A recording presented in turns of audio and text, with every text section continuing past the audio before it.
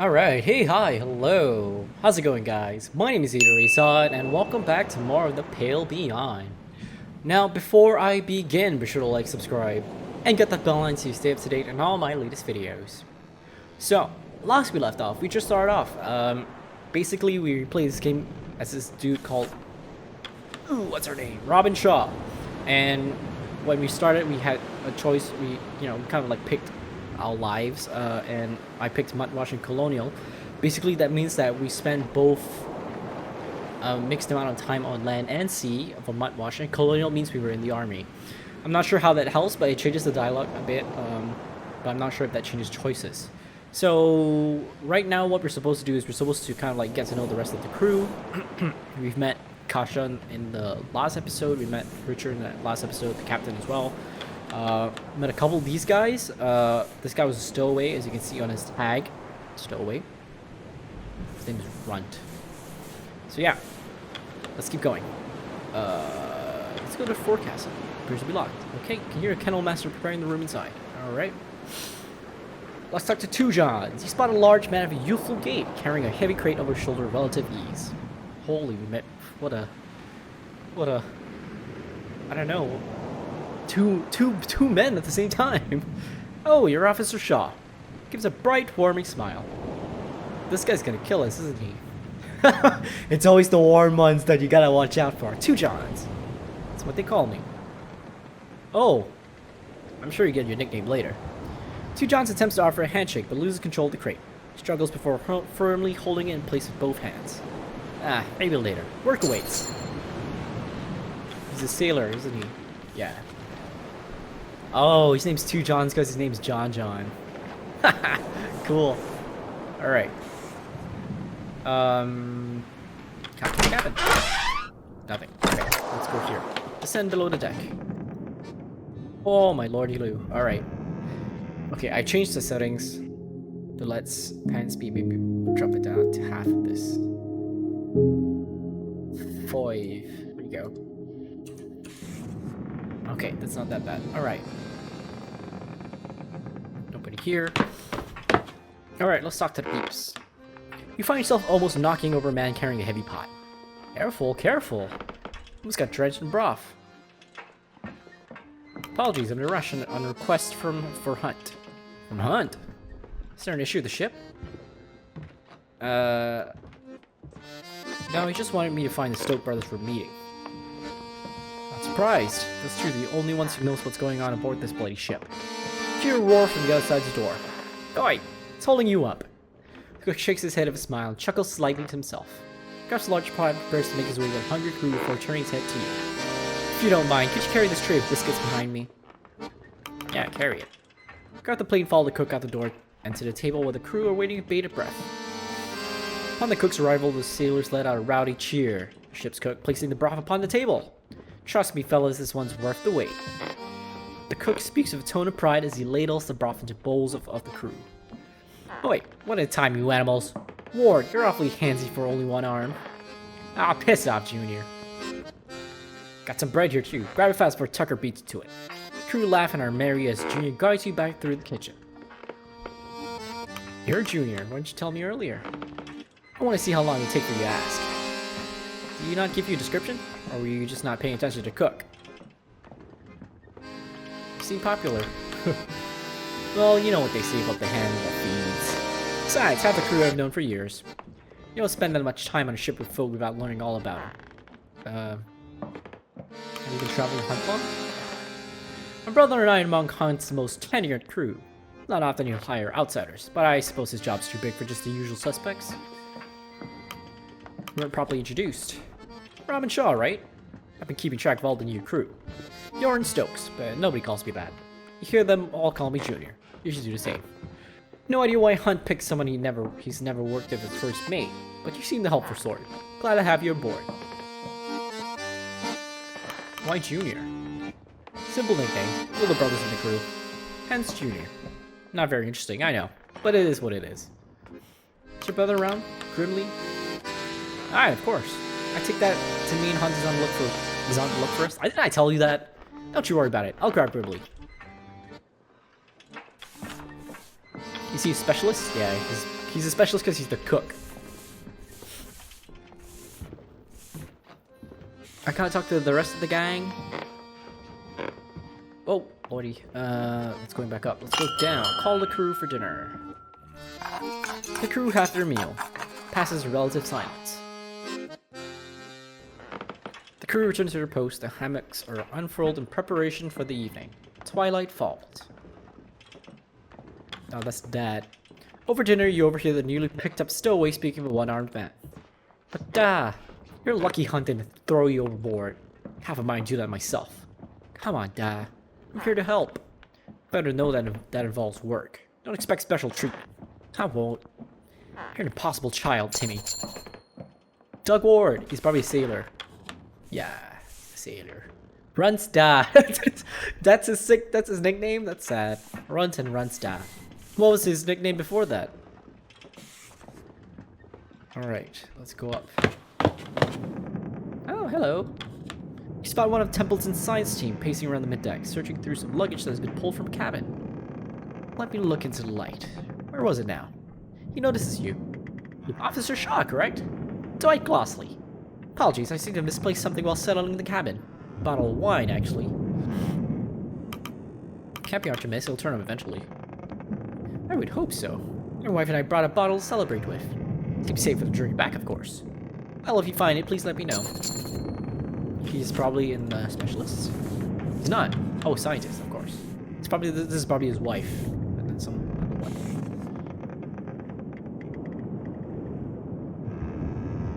Enter my cabin. Oh, open my journal. Okay, that's nothing. Ooh, this is nice and cozy. I guess because I'm first mate, I'm not sharing. Whoa! The ocean. As you look over the railing out to the ocean, a wisp of smoke flies past your face. You turn to examine and spot a sailor with a pipe in his mouth and a sheet of paper in his hand, overlooking the stirring waves. Smoking sailor. Looking at something? Who are you? Tashi. After introducing himself, Tashi falls silent and begins to read the letter. Trying to draw a conversation from maybe similar to extracting teeth. Vern Sheridan. Vern Tashi. Is it because he has a mustache? Templeton. You spot Templeton looking out into the sunset. As you approach, he turns to you and nods. Ah, Officer Shaw. It'll be some time before we see a sunset such as this again. The light distribution towards the South Pole is quite the change. I noticed you weren't at dinner with the others. Purposely in solitude. I have my own cabin and I make use of it. Templeton keeps his focus on the reflection of the setting sun over the stirring waters of the ocean. There is great expectation upon us, officer. From who? Who's this benefactor of ours? That is not for you to know. Not yet. Templeton looks down, catching his reflection on the ocean surface. Looks back up at the sunset. Quite the sight, but I wouldn't linger upon it too long. We should retire for the evening. It's important the first officer be well rested. Do I want to? I guess I got to. Held E. Advanced a week. That's what I did. Nothing happened. Oh, there we go. Food rations. Half? Holy cow. Oh.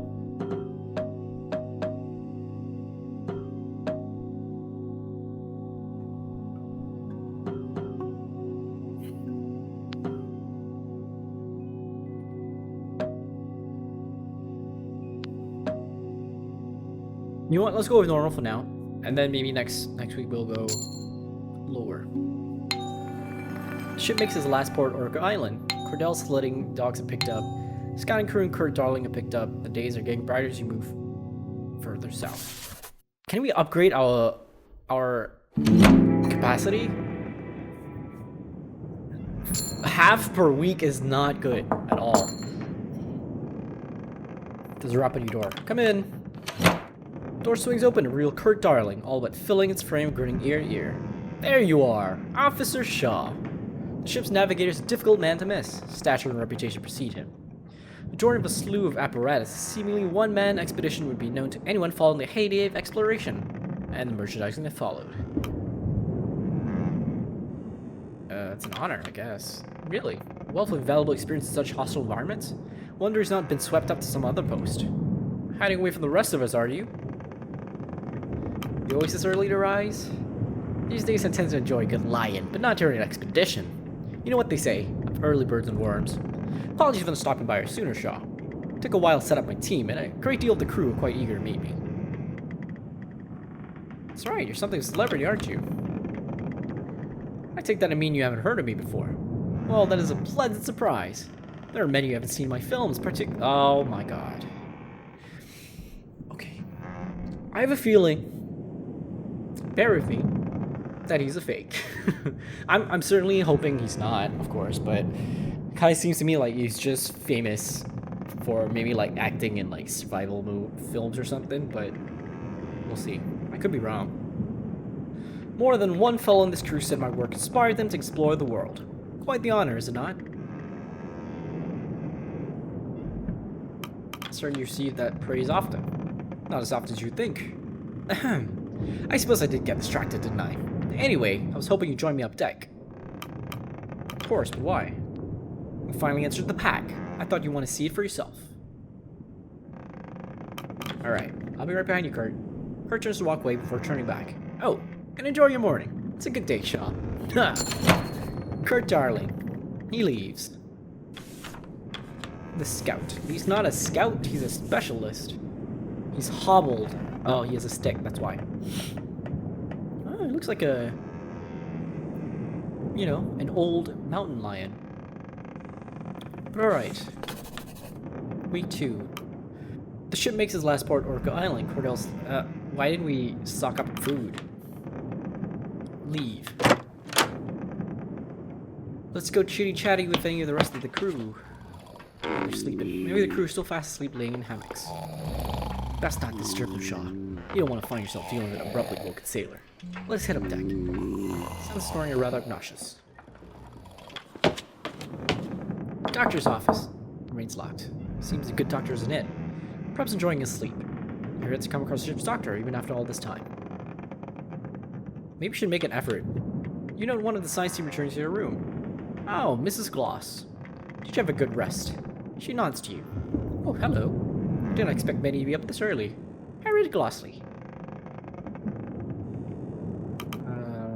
What has you up so early? I find it difficult to adjust to sleep on a moving vessel. I believe to walk around the ship would help acclimate myself to the waves. Perhaps it'll take some more time. With that, Mrs. Gloss makes her way back to her cabin. We team aren't used to the sea. Or the sailor folk. Quite the culture clash, isn't it? Well, I'm sure they'll grow used to them over time. Ha! Science! Right, moving on.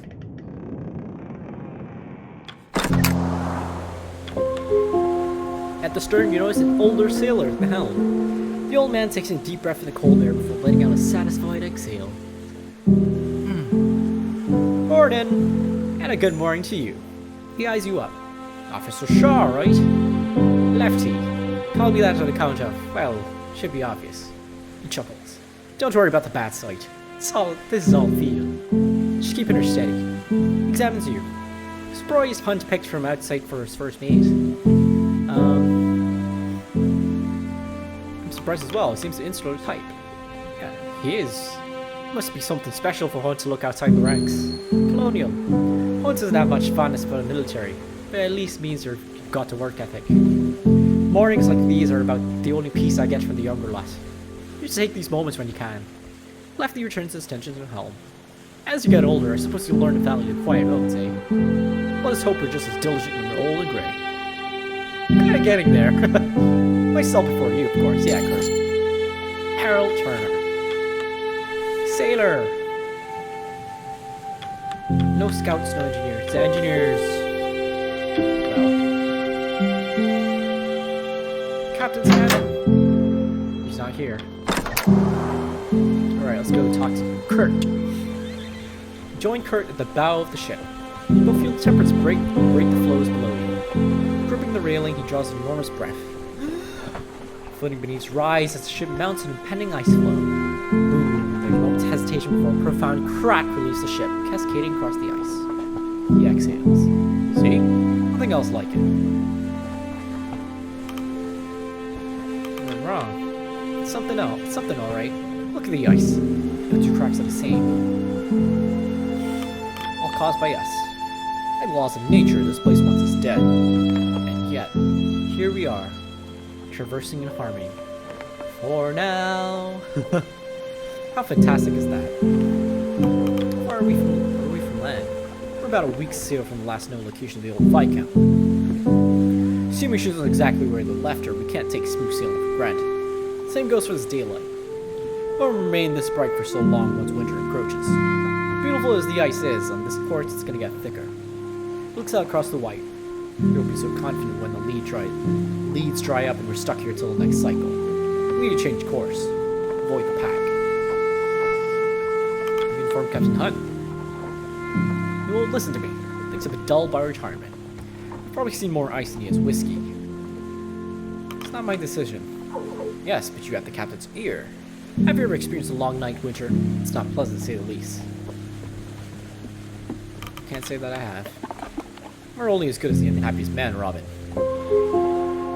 I'll do what I can. Thank you for bringing this to my attention. Kurt nods and turns back to look across the ice. Well, alright then.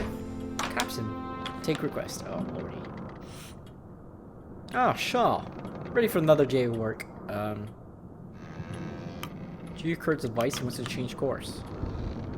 Aye, he had a few words to share. He may have been an expert in his time. These days, Kurtz is one of more money than sense. Anyway, back to work. I was hoping you'd help me work through a few more requests from the crew. You may have noticed the line pulling up outside. Everyone wants something, it seems. Call them in as you please. Hammond. A short, sour-faced man in engineer clothing approaches. Are you acting daft, Hunt? Not with intention. Not bloody surprised you didn't notice. Shaw is our chief engineer, Clive Hammond. An opinionated one. What is it, Hammond? We hit the ice and you haven't assigned in any extra men down in the boiler. You have your engineering team. And we've only got 6 arms between us.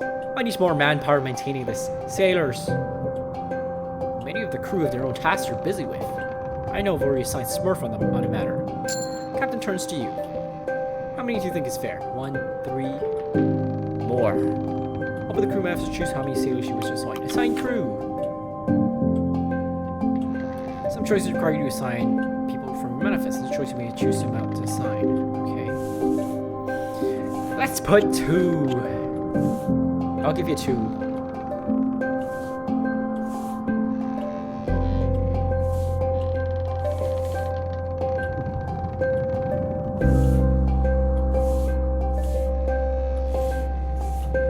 You know what? I'll give you 3 and call it that. Alright, there you go. You can take 2 Johns, Runt, and Runt's die. You're giving me word. Ward with 1 bloody arm. I forgot. He was dying about 6 arms. Well, now you have 5 extra arms. Young Runt can use someone to teach him on the job. Who better than his father? Don't get me started on handing over the bloody stowaway. Would you rather not? Engineer holds his tongue. Fine. But she can tell me how right I was when we were buried under the ice. He leaves. Good spirit, that one. Beneath the oil and the temper. You won't be seeing much of him, though. Prefers to burrow himself in the boiler room. 'Cause it's nice and warm there, isn't it? Corvid, what do you want? Corvid enters the office. Hunt, you asked for a report on how the stowaway was doing? Aye. I want to see the young boys settling in well. Yes, indeed. Means another mouth to feed, but the boy works hard and doesn't ask much. He has his dad to guide him as well. Sure, the boy's father is ecstatic. Worried sick, but happy eye. Well, what do you know, Shaw? It's your right to keep the boy aboard. She leaves. Oops, Corbett's a female. My apologies. Captain. Shaw. Thought occurred to me the other day while looking through the crew manifest then. Well, it might be too late for this now that we've already entered the ice. Out with it. That would be good to have an individual photos of the full crew. For your report. Not only my report, it'll be a good reference for the manifest. Put faces to the names. Much of this crew has served me for years. Some decades. I have little problem putting faces to the names. Your thoughts, Shaw? Seems a good idea. If nothing else, you make a good souvenir. Sentimental to this expedition, are you? Some proper photographs will have some historical weight to it. Well, Belfort, I see no problem there. I'll arrange for the pictures to be taken before the crew have their dinner. Thank you, Captain Shaw. In the meantime, I'll attempt to get as many individual crew photos as I can. You're still welcome to help in that matter, Officer Shaw. She departed satisfied. Finish. Good to have all that settled then.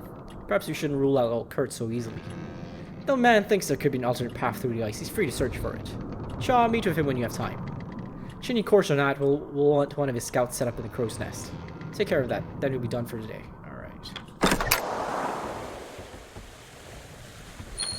Sick young man. Seasick. Oh dear. You spot a youthful-looking man leaning over the side of the ship. This is Doctor. His head slumped as he looks into the icy pool below. Appears he's been visited by a spot of seasickness. Pat him on the back. Make your way to the man and reach out your arm and pat the sickly fellow on the back.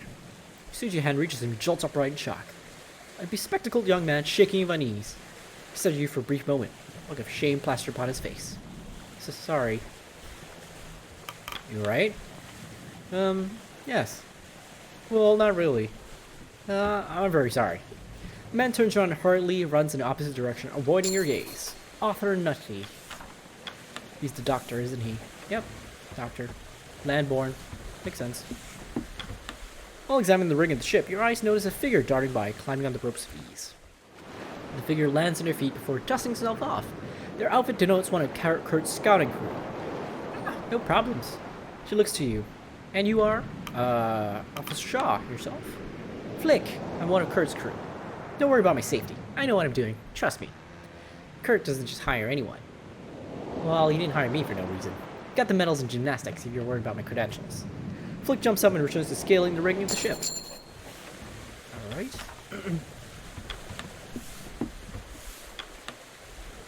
She's the scout. Okay, let's go have a looky-loo around first, before we talk to him. Listen, you overhear two of the newly arrived scouting crew talking. Ah, Quilzy. Don't have any trouble settling in. Not too bad. Can't wait for a chance to sleep though. Proper navigator never rests until their work is done. Of course. I take it you have no issue settling in? Not at all. The crew are funny lot. Old Kurt certainly caught their attention. Ah, do you think any of them would mistake Kurt and myself? Kind of short, brah. I think you'd collapse from joy if they did. Ah, perhaps. Alright, it's everybody. Islander. What does that mean?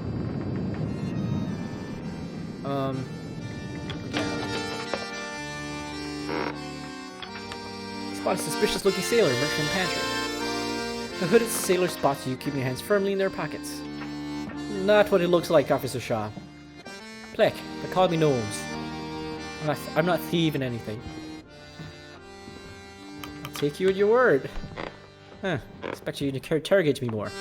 No worries, I was just setting out a practical joke. What is this practical joke? Not going to spoil the surprise. It's not at your expense if that's your concern. Have to get some enjoyment around here, don't you think? The mysterious trap set, Gnome scurries off to the upper decks to return to work. Spoiler Pleck. Okay. He spots you and sees us in his playing. Need something? You're Grimly, aren't you? The man grunts. Aye. Grimly Stoke. I'm the ship's carpenter. Nice accordion, you mind if I see? Grimly takes a step back as you approach. You can see from there, no touching. Then you're Junior's brother. Junior. Oh, you're Shaw. Junior mentioned you. In a positive and negative light. Ask him yourself. Keep you from your work. Don't keep me from my break. Hey Shaw, can you grab some tints from the pantry? It's nearly time for dinner. Sure. Wait a minute. The moment you enter the pantry, your bag of flour drops on your head, scattering all over your officer's uniform. Hells was that? Gnomes! Whip the flaw off you. I knew it the moment I went in. For continuing. Tin food. Crate of tin food. Got anything for the hoosh? Feed the hoosh pot.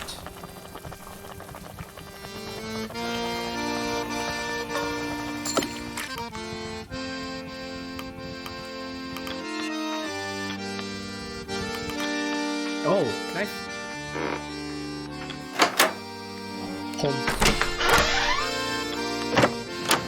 Does that mean if I find stuff I can put it in the pot? Let's talk to this guy. Send me up there. I'll get you reading. Silence eyes the man's cane and turns to you. I believe the navigator means you to send one of his scouts. Navigator clears his throat and taps his cane. No, of course. If you find one of mine, they'll get us reading rightly. They're all the same. I'll send Hadrian. Go on then. They send to the nest and take a reading of the sextant.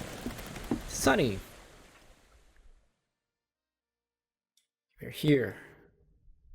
We have to get there. Viscount Island. Oh my god. Last port you made, where you picked up Kurt and the scouting team from. Oh. Scroll too fast. Last known location of the Viscount, your destination. There you go.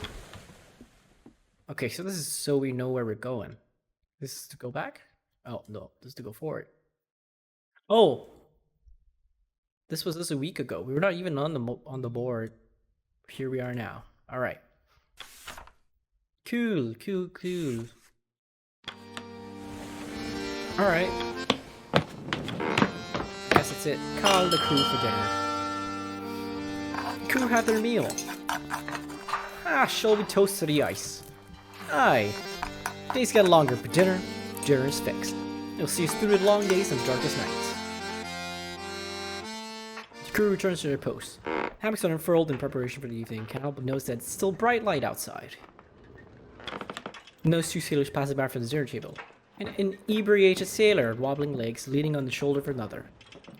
Ah, good times. You need to learn how to handle your drink, Tucker. But I'm fine. My mates can carry me, Cavity? They can also drop you. Have two Johns carry you next time. You sleep. Shit.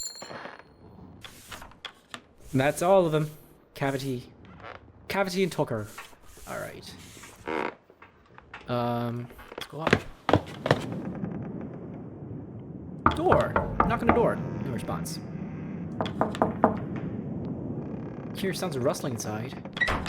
It's knocking on the door several times, finally swings up as a reveal and Templeton signs to you. Oops. Yes? Do you require my presence? I'm acquainting myself with the ship. Who are you? You should know I'm the meteorologist of this expedition. Andre Isaac. If I'm not required for anything, ask not to be disturbed any further. That's why you knock, buddy. Can I look in my journal? No. Okay, so we've met, well, engineers we haven't met yet. Wait a minute, we have. Oh no, he's a specialist, isn't he? Yep, there he is. One more person we haven't met yet.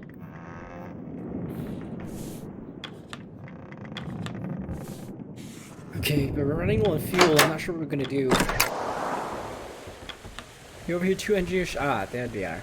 Or rather, you overhear one engineer speaking with another. Don't know how the chief could stay down there all evening. You ever see Mr. Hammond eat? I haven't.